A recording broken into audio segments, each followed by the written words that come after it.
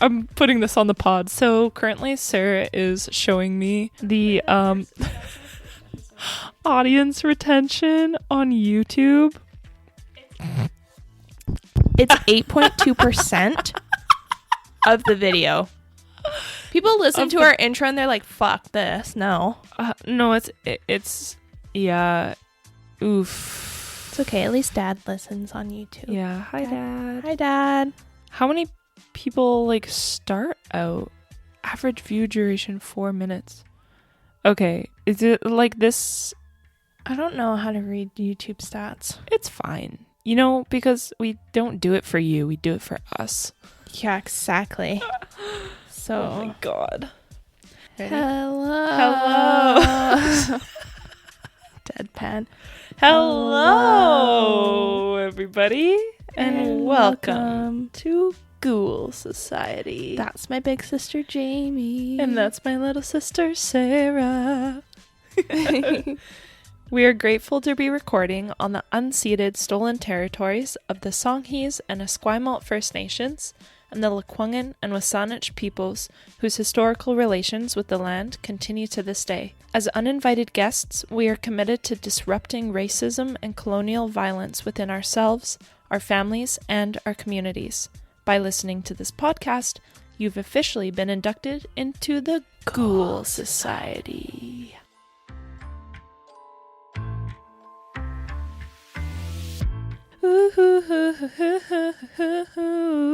Yeah. Okay. What a good introduction. Thank you. We're Thank you. back. This is Mr. Wiggles. Hi, Mr. Wiggles. He's ready to listen to your story. Oh, is he? Yeah. It's not a very nice story. Oh. Maybe you shouldn't listen. Okay. Hi. Great. Well, we just recorded, so I don't know what to talk about. It's okay. We have to pretend that it's a new day. Sorry. It's a new dawn. It's a new day. It's a new life for me. And I'm feeling good. I'm excited to just sit back now. That was so much talking. Yeah, that was. I have made so many friendship bracelets. Okay, yes. I heard about this. Swift. Did you I'll send you pictures. Did you see that thing I sent you on Instagram? It was this creator I follow at with Wendy. She's really cool. And she like made this jacket for the Eras tour, and there's this like part on the back where they added fringe and they added all the bracelets. Yeah, I saw that. That was cool. It was super cool. So yeah, I heard like on that episode with Montana, you were talking about how you got the beads, but the beads were too small. I don't understand. I just thought they were going to be regular beads, and they're literally tiny. Oh, they're I not see. They're not the regular size letter squares. No. Cubes. Like the colored beads are small. They're not like, I don't know, just regular beads. Just a regular ass fucking bead size. They're really tiny. So it's just taking me a bit longer. But that's okay because I've almost used all the beads. But on Friday, I actually bought another little bag of lettered beads. Did you go to Bead World? No, I went to Michael's because I was getting a massage at work anyway. Oh, I see. So I went to Michael's and I got a bag of lettered beads, and I needed some more string, so I got that. Nice. And I ran out of teas after 4 fucking bracelets. I'm not even kidding. No. And I'm like, okay, there were barely any teas in the bag, and that's what I really needed. Oh no, I'm sorry. And so yesterday I spent 3 hours making bracelets. I love your life. I think overall I probably spent over 9 hours making these bracelets. That's amazing. And I only have like 20. That's a lot. Beading is so fun. Yeah, it is. Like, it's actually so fun. Yeah. I remember this time during the pandemic when I had this little like birthday celebration outside in the courtyard. Were you there? I don't know if you were there or not. It was in Bastion Square courtyard. Sorry, not Bastion Square, Market Square. Oh. And I just realized, did I accidentally say Bastion Square in my story instead of Market Square for Agnes's Bakery? I think you did. Okay, so this is actually perfect because this one will come out afterward, and I would just like to corrections corner a little bit here. I said I think, did you? I don't know. Won't know I until might I'm have editing. said Bastion Square, where Agnes Bing's bakery was, but Wrong. Wrong. It's in Market Square, which is close, but not that close. Yes. So I'm really sorry. Anyways, that's all the corrections. You I had think a birthday there. Yes. Oh, I think I was there. And we made the mask strings. Yes, I still have we mine. beaded them. Yeah. Yeah, they're so nice. Yeah. Anyway, wouldn't it be fun to get some beads for our holiday time in Chemainus? But what am I doing with these beads? We're making bracelets. But I've already... Girl, we're making necklaces. Bracelet making out. Okay. I'm going to have so many leftover ones. I'll give you some. Make a glasses thing. It's okay. Fine. Yeah. You don't want to do crafts with me? It's no, okay. I do. Oh, my God. Oh, my God. Anyway. So, yeah, friendship bracelet. That's great. Oh, also, okay, I didn't know that you had a freaking ghost experience at work. What the hell? It just happened like a week, 2 weeks ago. Yeah, but you didn't even text me or anything. Sorry. I was at work. I'm working. I know. That's so spooky. I got there, put my coat away, looking in the mirror, I was like something pulled away. Something was looking at you and then pulled its head away. Yeah, in our kitchen. That's where you felt something before too, in the kitchen, right? Or no? Just in general when I'm closing. Yeah. Ooh, or spooky. Opening. You should just tell them that they can be there, but they need to stop scaring you. Yeah. Just say it out loud. Yeah. And then they will. I've done that before. Yeah. And then it doesn't feel as scary. Yeah. I don't know what I saw. I don't know. It felt like a woman. That's really all I had, like childish, like a younger person. Oh. With like black hair. Oh. Yeah. Like a teen. Or no? Like tween. A tween? Yeah. Yeah, so you saw that spooky wooky ooky ghost. Yeah, but I don't think it was spooky. I think I was just spooked because I was alone and I was like, oh, what was that? And you weren't. I went into the kitchen. Yeah. And I was just like, hello? A white person in a horror movie. Like, I did that. You know? Oh my God. I was like, I just walked around the clinic. I was like, okay. I turned on all the lights. And then I just sat down at my desk to do my work to start my day. But yeah, I don't ever, when I'm there alone, I don't feel alone. Mm-hmm. And it's not because there's people who live upstairs. Right. Like in the condo. Yeah. You feel it like in that space. Yes. Yeah. Well, that'll be interesting to see like what unfolds over time. Yeah. I'm excited to hear more about it. Yeah, me too. But I'm excited. I don't know. Or maybe I should reach out a bit. Yeah. Yeah. It wouldn't hurt to do so. Yeah. Because you can always just say like goodbye, done. Yeah. You have to stay here, blah, blah, yeah. blah. Like, you usually have to respect those things somehow. Yeah, also, you were very upset that I said I do a Ouija board in your house. Yes. Okay, what the episode fuck? Montana. Yeah, when Sara was like, Montana, or did Montana say it? Like Montana said, okay, so you wouldn't do it in house. our house, but you do it at Jamie's. I was like, yeah. And I was like, what the hell? A spirit board. Oh my gosh. No, I wouldn't do a Ouija board in my house. No. But I do want to also do it. It's funny that you said doing it like at the cemetery, because that's where I would do it as well. Like somewhere outside. Yes. And you can be like, you cannot follow us home. Yeah, that's right. Yeah. And then we just leave the Ouija board somewhere outside. Oh my God. Dude, that would be front page news. Satan worshippers in the cemeteries. Well in Austin, Texas. Yeah, except Victoria, BC. Yeah. Okay, so what do you got for me today? Okay. When I was doing the Agnes Bing story, that I was worried that you were gonna do it too. No, I thought you were gonna do my story for some reason. Weird. We both had the same feeling. I'm like nervous. What? Okay. Okay. I have I also did a little beginning plot story. Are you ready? Yes. Is it local? Can I ask? No, it's not local. Okay, cool. It's December 24th, 1945 in Fayetteville, West Virginia, and the Sodder family is asleep when the phone rings at 12:30 a.m. Wait. I actually feel tears forming in my eyes. Okay. All right. We're in for it. Okay. Jenny Sodder wakes up and goes downstairs to answer it, only to find a woman's voice on the other end asking for someone she didn't know. Jenny said the woman had the wrong number, so she hung up and returned to bed. On her way back upstairs, she noticed at this time the house wasn't shut down as it would be, so the lights were on and the curtains were still open. Something that her children would have done. But one of her daughters, Marion, was asleep on the couch, so maybe the other kids thought she would turn down the house after they went to bed.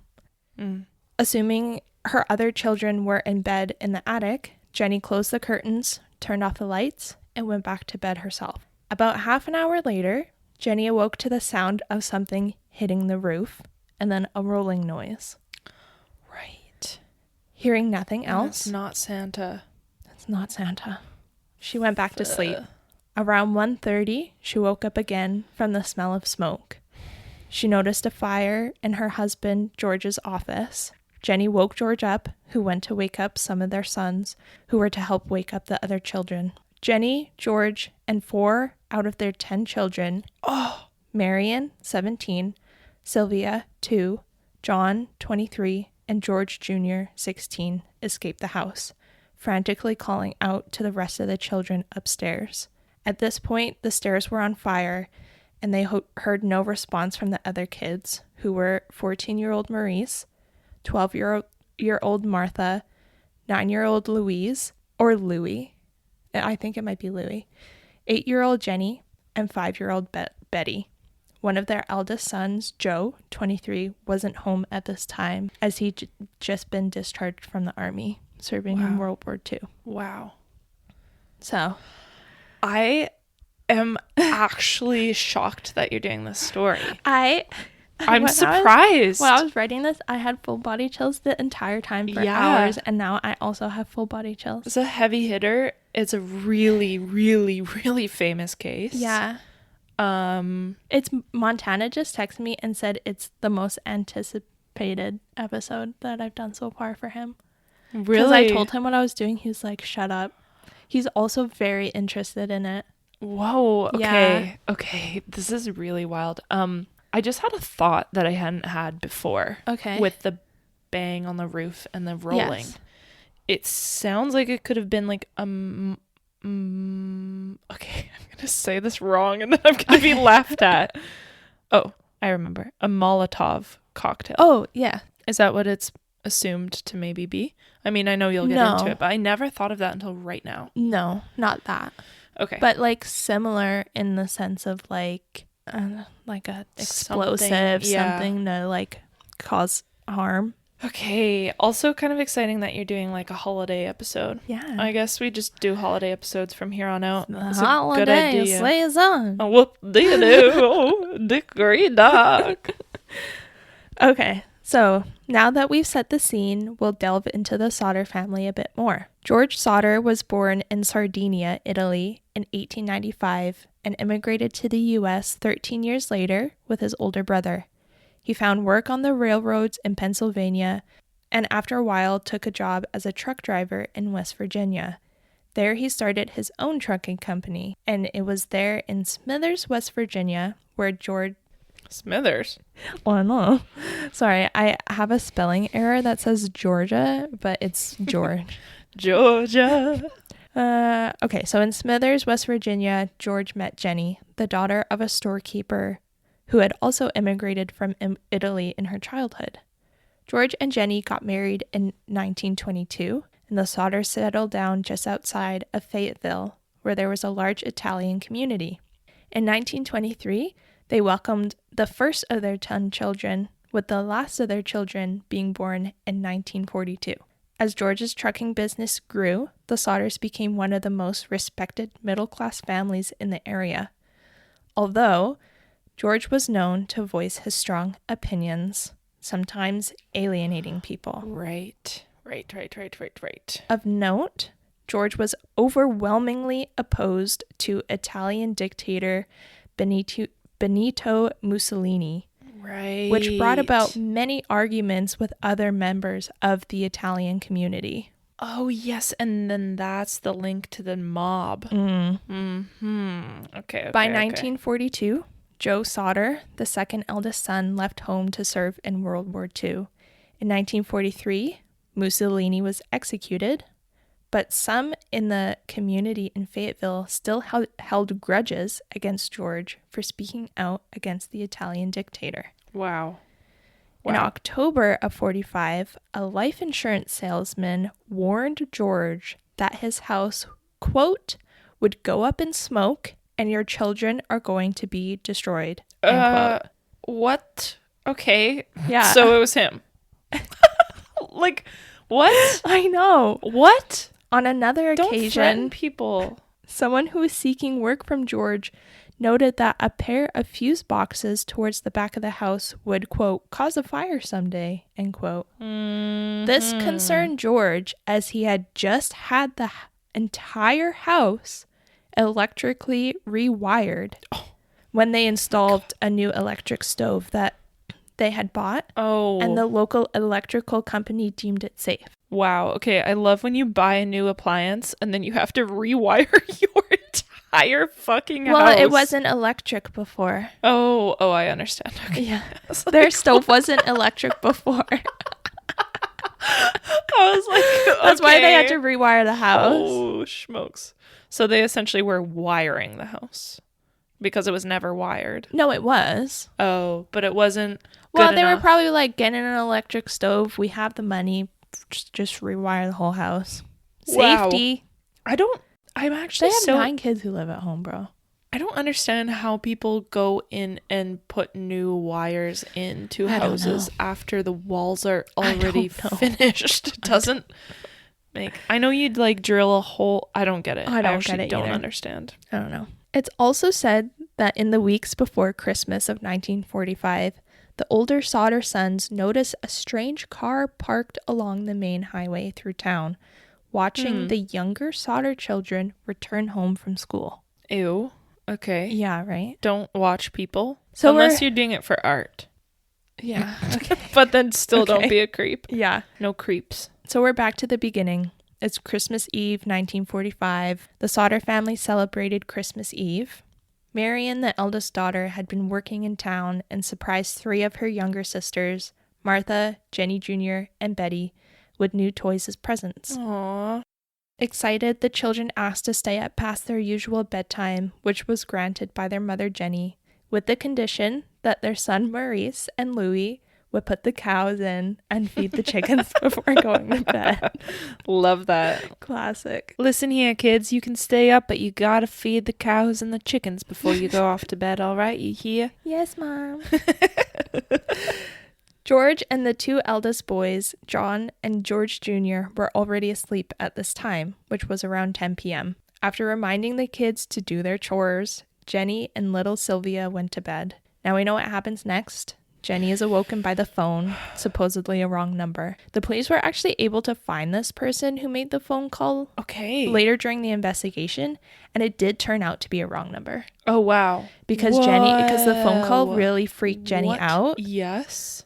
Because she could hear like laughing in the background of the call. Ew. But what? It was just like a party or something? Yeah, the person was just at a party. It was actually genuinely a wrong number. Wow. But a lot of people thought it was connected to the fire. Yeah, of course. Yeah. That's wild. Mm-hmm.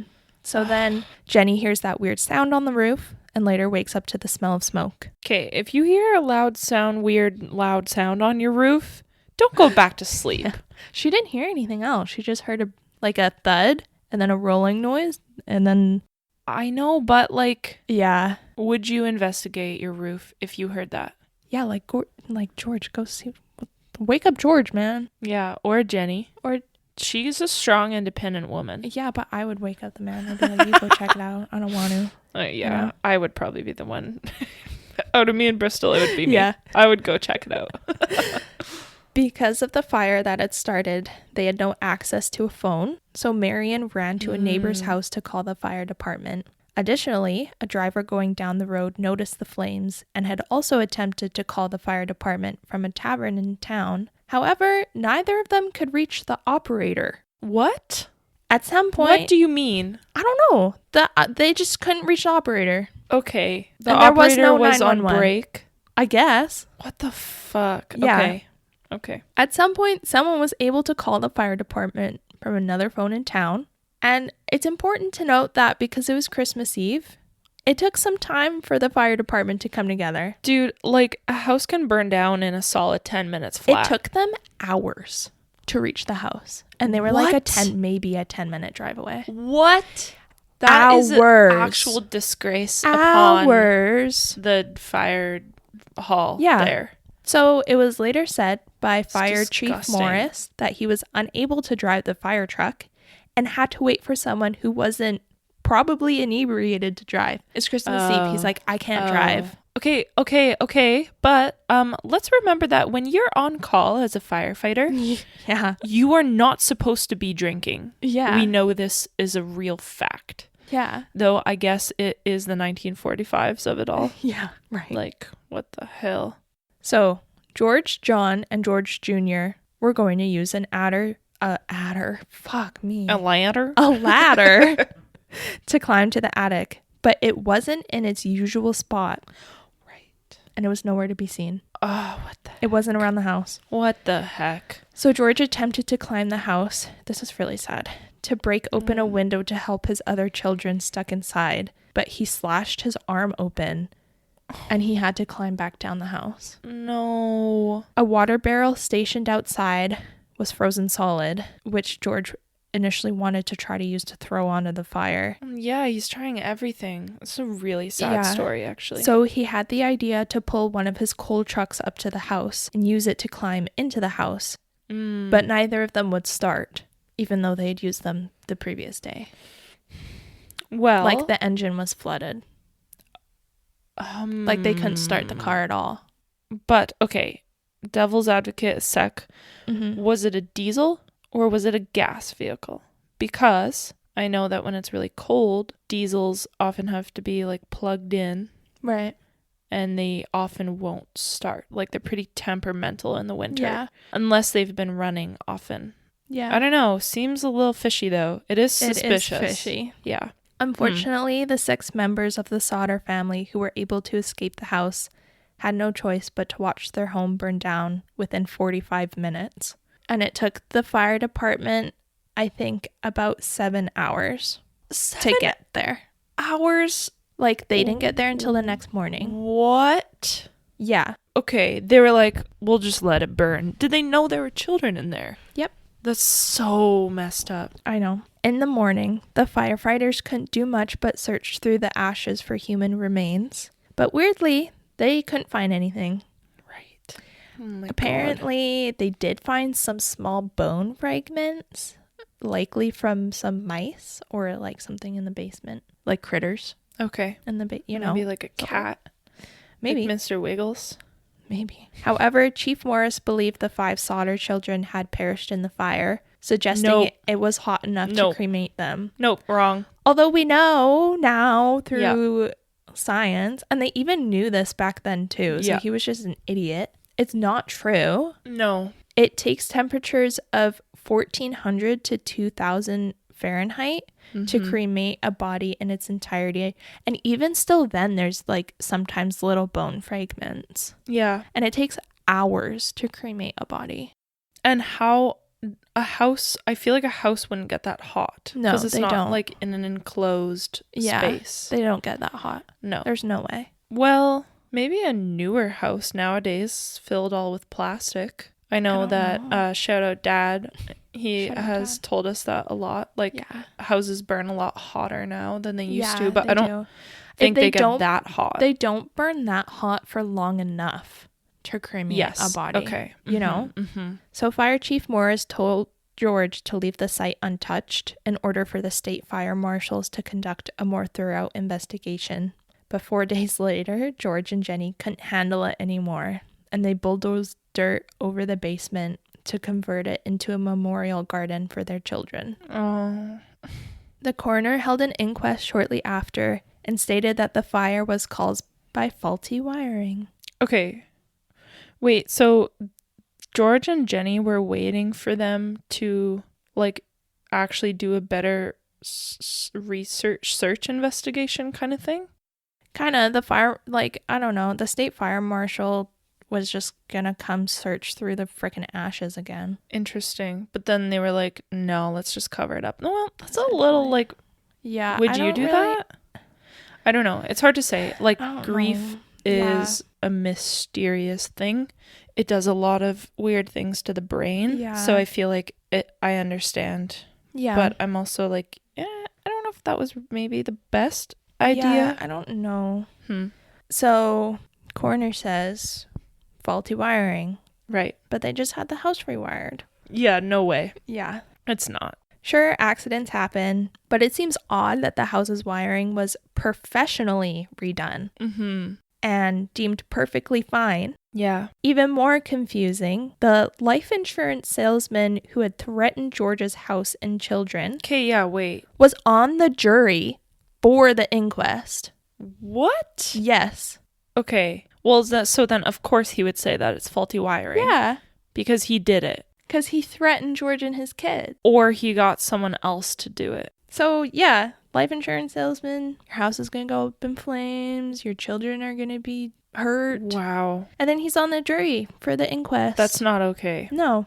So, on December 30th, 1945, death certificates were issued and a funeral was held on January 2nd, 1946. No. It said that Jenny didn't actually go. She couldn't go to the funeral. Honestly, fair. Yeah. Fair. Like, I would never judge someone for how they need to grieve. Yeah. In that kind of way. Well, because they have nothing to bury. Yeah.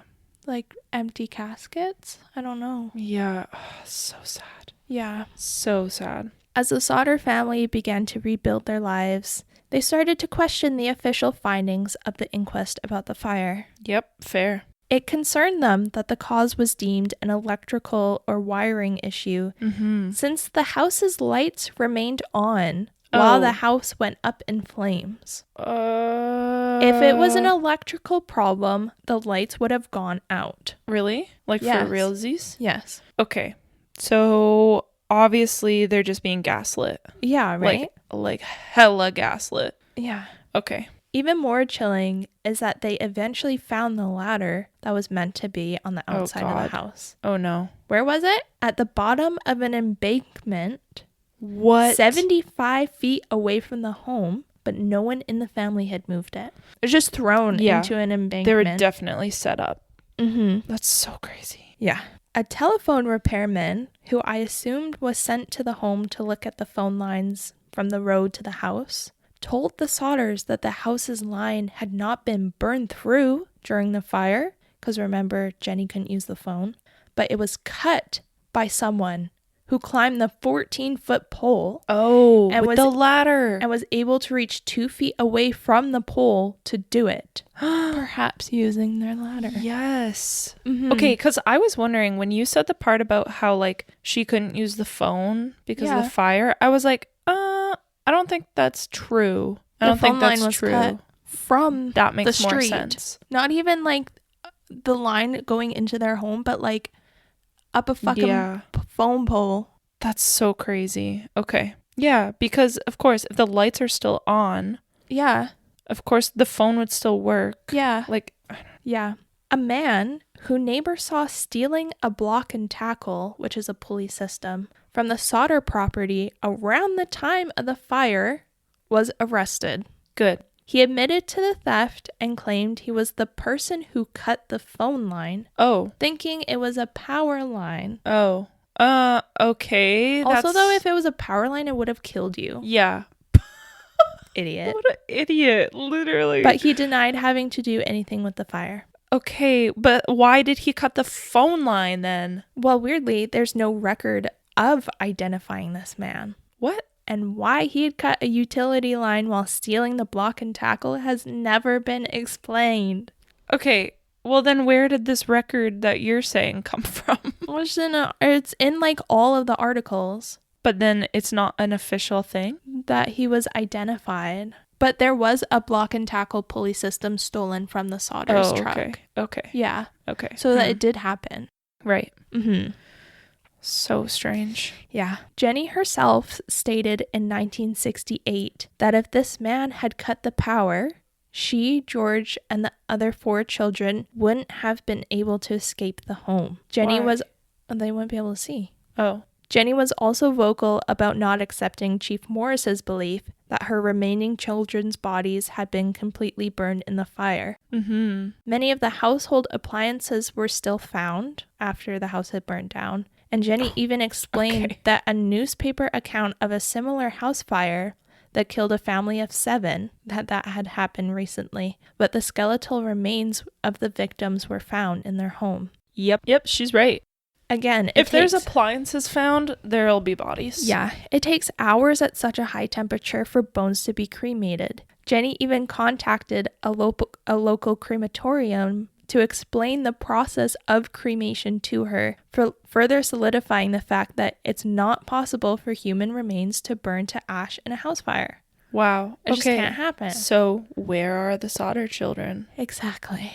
In the spring months, the Sodders planted a memorial garden over where the basement used to be, and Jenny tended this garden for the rest of her life. But things were still not adding up, and more evidence kept piling up that pointed to arson. A bus driver passing through Fayetteville late on Christmas Eve said he saw people throwing balls of fire. Okay. Yep. Ding, ding, ding, ding. At the Sodder house. A few months later, after the fire, Sylvia found a small dark green rubber object in the bush nearby where the house once stood. Recalling the loud thump heard by Jenny the night of the fire, George said the object looked like some kind of incendiary device used in combat. Wow. Okay. This led the family to believe that the fire had started on the roof, but there was no way to prove this. Mm-hmm. Some people have come forward claiming they've seen the missing Sodder children. Maurice, Martha, Louis, Jenny Jr., and Benny. One woman who was watching the fire from the road said she saw some of the children peering out of a passing car. What? Another woman at a rest stop located between Fayetteville and Charleston said she served them breakfast on Christmas morning. Right. Oh my and gosh. Saw a car with Florida plates in the parking lot. Okay, so they were kidnapped. Yes. That's what I think. I think so too. But they've never been found. Never. Oh, that's so sad. George and Jenny Sodder hired a private investigator, C.C. Tinsley, to look into the case. There were rumors around town that Fire Chief Morris had found a heart at the scene of the crime and put it into a metal box and buried it. Why? I don't know. What? Tinsley looked into this, and Morris, once confronted, agreed to show George and Tinsley the box. It was taken to a local funeral director who told them it was a beef liver, cow liver in a box that Chief Morris buried. Why? On the Sodder property. Why, though? He's the chief of police chief? Yeah. He's the police chief. Yes. What is up with him? He's so suspicious. More rumors circulated that Morris admitted he'd placed it there for George and Jenny to find, to be satisfied with the story that their missing children had died in the fire. Okay. How fucked up is that, bro? First of all, that doesn't even satisfy that they would die in... How does finding a heart, quote unquote, that you assume is your child's in a metal box in the ground... I know. If you find that, you're going to be like, oh yeah, they died in the fire. What? I know. What? I know. That's like the worst logic I've ever heard in my life. I know. Okay. So messed up. Okay, fine. Holy, I'm mad. I know. George continued to investigate his missing kids for the rest of his life. Yeah. At one point, he saw a photo in a magazine of a group of ballet dancers in New York and was convinced one of them looked like Betty. Oh. He drove to the ballet studio and demanded to see this girl, but he was refused. He even tried to get the FBI investigating what he and Jenny believed to be the kidnapping of their 5 children. Wow. The FBI's director at the time, J. Edgar Hoover, Oh, no. Oh, no, no, no, no, even no, no, responded no. to George's letters, writing, quote, "Although I would like to be of service, the matter related appears to be of local character and does not come within the investigative jurisdiction of this bureau," end quote. Wow. He's a baddie guy, right? We don't like him. Oh, I don't know. I don't remember. I remember J. Edgar famous. Hoover. He's famous for bad things. Yeah. He added that he would be able to assist if the local authorities requested help from the FBI, that's how it works. But the Fayetteville Police and Fire Department declined to ask for help. Because it's corrupt. Mm-hmm. It's so corrupt. Mm-hmm. In August of 1949, George persuaded a pathologist from Washington, D.C., Oscar Hunter, to overlook a new search through the dirt where the house stood. What's a pathologist? Are you kidding me, bro? No. It's like you don't even listen to Paul Holes. I do, but I don't remember what they do. Science, DNA. Oh, okay. Science stuff. That's the job I wanted when I was a kid. Yeah, me too. Oh, fuck. Still kind of would fuck with that. Yeah, right. Also, I either left this part out or forgot to say it. Okay. But the private investigator that George and Jenny hired went missing. Oh. Yeah. Okay, why do they have it out for these Or two so maybe I bad? say that later. So Okay. maybe it'll come back. Maybe. Okay, so they're doing a new search through the dirt where the house stood. They found a dictionary and some coins. And they're saying that these kids burned in this house. Holy. And there's a fucking dictionary in the dirt. Are you kidding me? It's very obvious that they didn't. Some small bone fragments were unearthed, and they were determined to be human vertebrae. So these were sent to a specialist at the Smithsonian Institute and were confirmed to be part of the lumbar spine, all from the same person. Wait. And determined to be around 17 years old, which wouldn't point to any of the children who were trapped in the house during the blaze. Okay, that's just an added layer of like what is going on here. There was a dead body in the house? Oh, I'm getting there. The oldest of the missing children, who was Maurice, would have been 14 at the time of the fire. The specialist also noted that the bone didn't show any signs of having been exposed to fire and said it was strange that these were the only bones found, since full skeletons should have been left in the ashes. It was planted evidence. They concluded that the bones likely came from the dirt George used to fill in the basement. Oh, so just like a body from the dirt he got. Okay. Oh, what the hell? I know. Okay.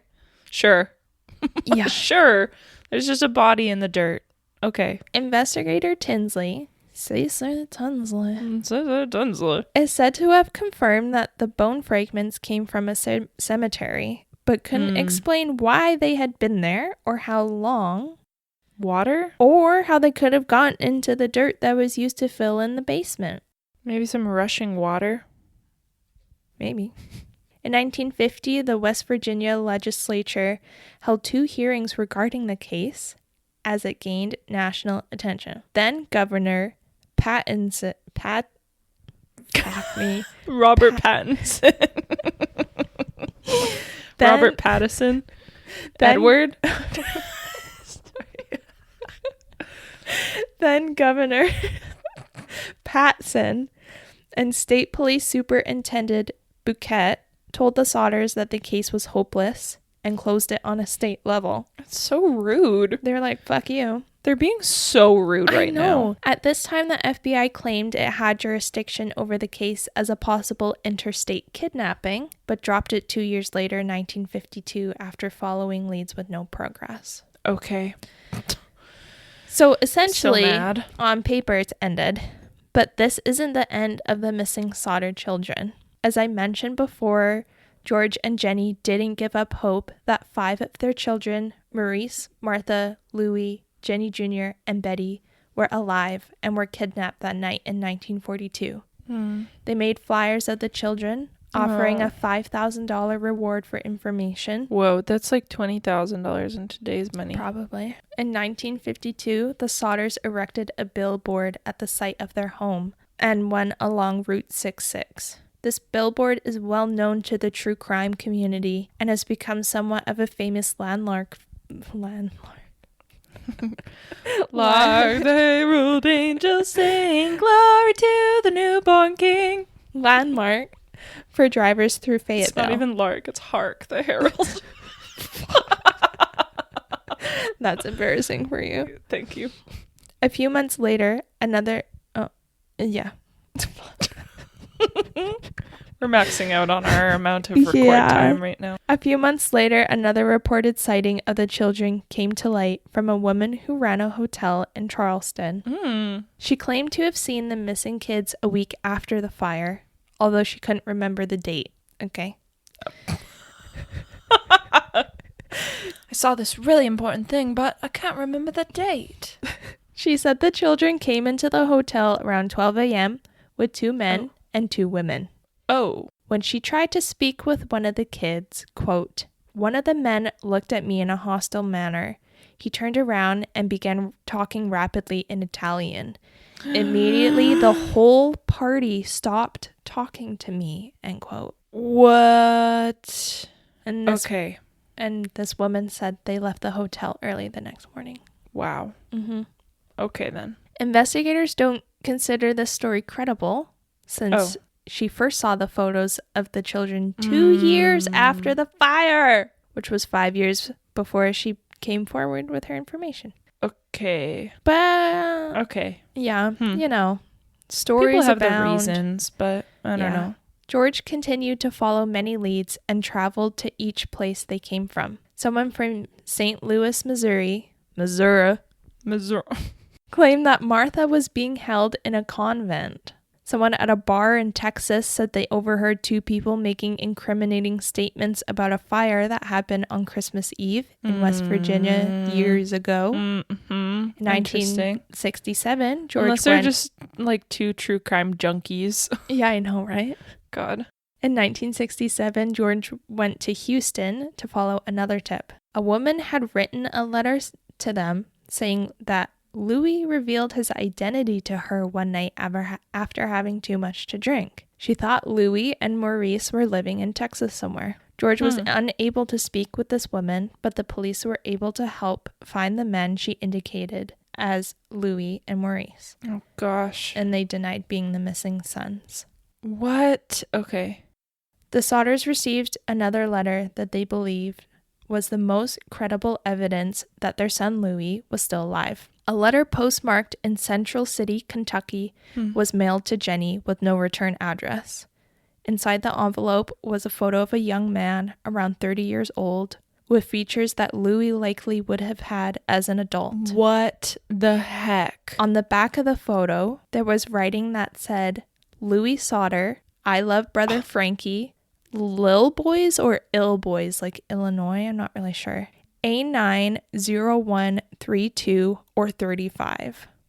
What? Mm-hmm. Okay, that gave me actual chills. I know. Like, that was written on the back of the photo. I imagined her opening this and seeing this photo. Like, yeah. Why? What? Why? Yeah. Just only Louis. To be like, either someone sent it in like an evil way, or someone sent it in a way to be like, hey, just so you know, your son's still alive. Yeah. I don't know what's worse, man. I don't know. I know. After receiving this photo, the Sodders hired another PI to go to Central City and try to find who sent the letter. Yeah. And this is the one who went missing. Oh. He never reported back to them. What? And they couldn't find him. He disappeared into the night. Okay. You had one job. Well, what if someone killed him for trying to find Louis? Really? You think so? Maybe. Fuck. This picture gave them a ray of hope, and they added it to the billboard of their missing children.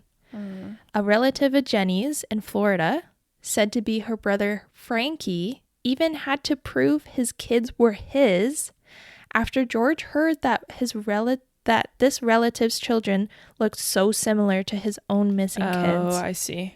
It's also said that one of Jenny's nephews were named Frank. I think this pushed George to believe that Jenny's family may have taken their children. Wow. Because the back of the photo said, Louis Sodder, I love brother Frankie. Yeah. Why would they do that, though? Like, what would be... I don't know. Why would they steal... Yeah. I don't know. I think they were just George was in such a state of grief. He was like, though you took my kids to Jenny's brother. And he was like, no. And George was like, okay, they look so much like mine. But it's like, that's because you're related. Yeah.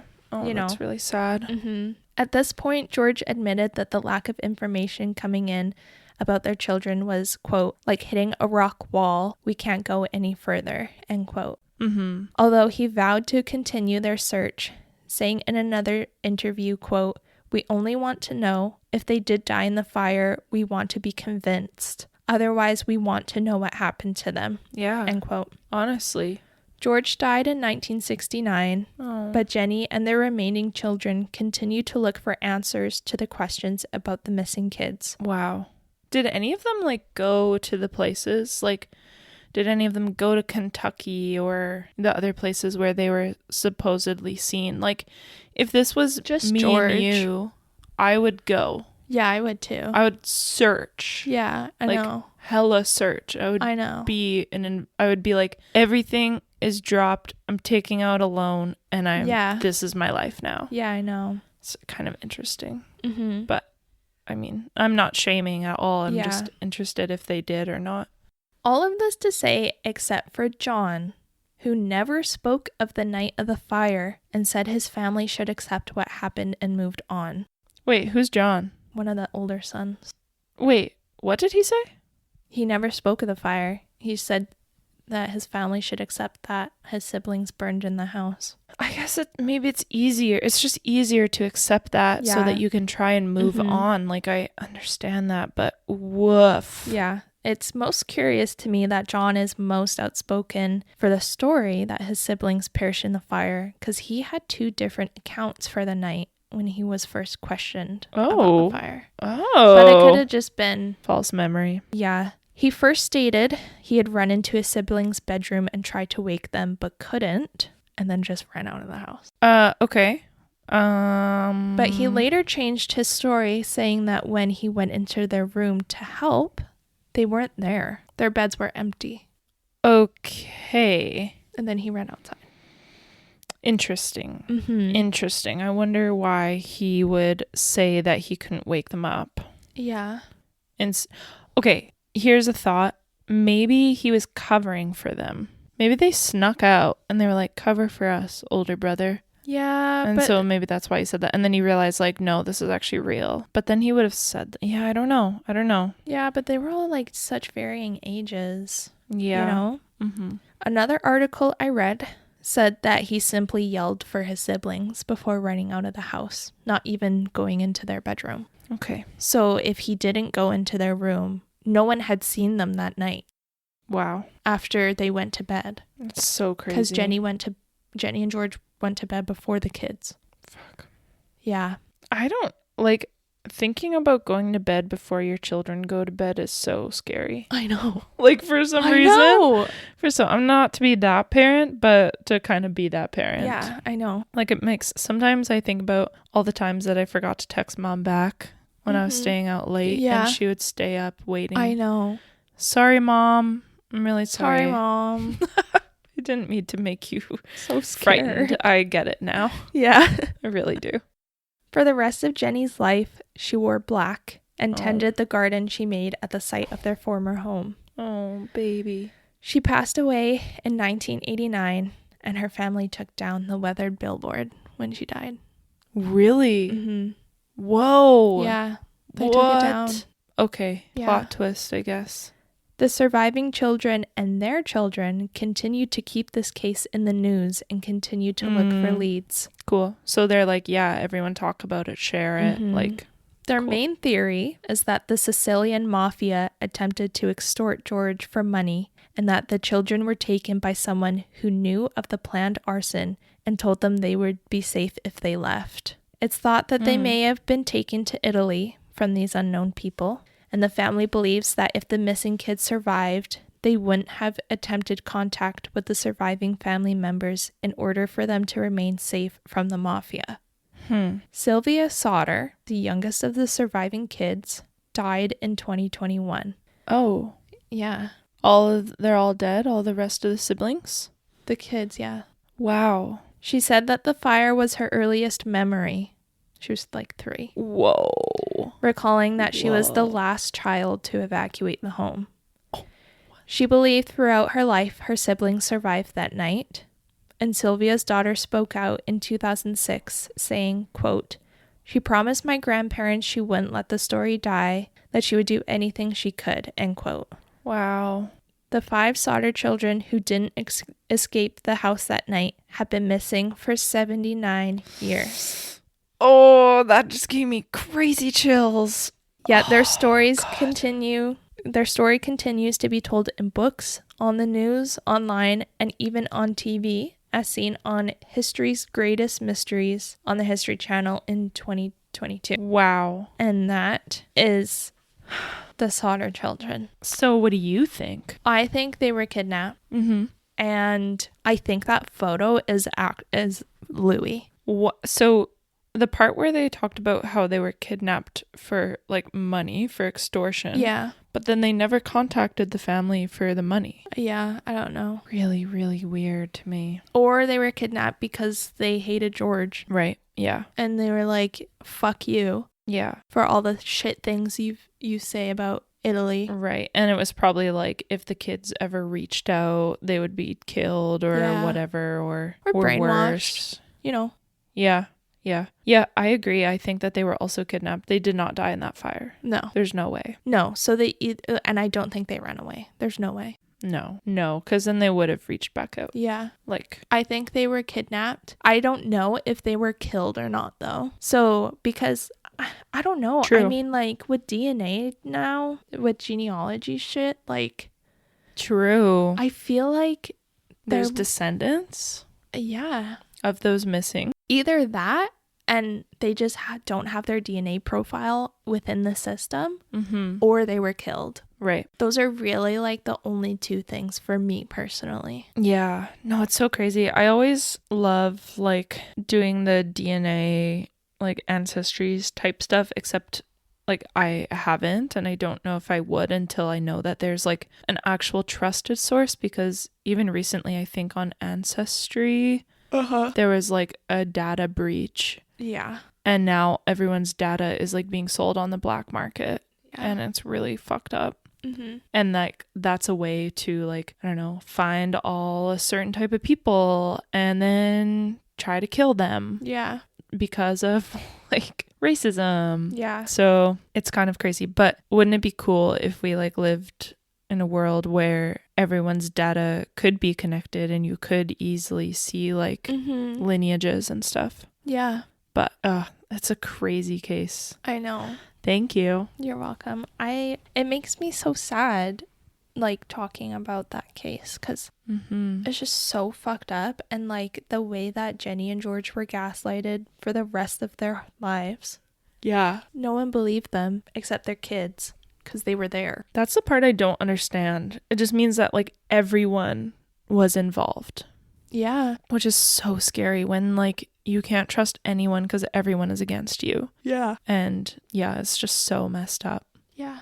Well, thank you. You're welcome. Thank you for listening. I'm glad that we didn't do the same story. I was actually worried when you were like, my story's so cool. I was like, oh fuck, is she gonna do the Sodder children too? No. I'm trying to do more local stories because I know we've been requested to do more local stuff. So I'm trying to stick a bit more local, but it's hard. I find it really challenging, actually. I do too. Although the books that I got help a little bit. But some of them are just short, and I'm like, okay, how do I make a story out of that? Yeah, no, exactly. I know. Or maybe I could just do, the story I'm working on for next time is like another mash of tales. Okay, cool. Yeah. That's exciting. Yeah. Okay. Well, thank you, everyone. You want to outro us? Oh, yeah.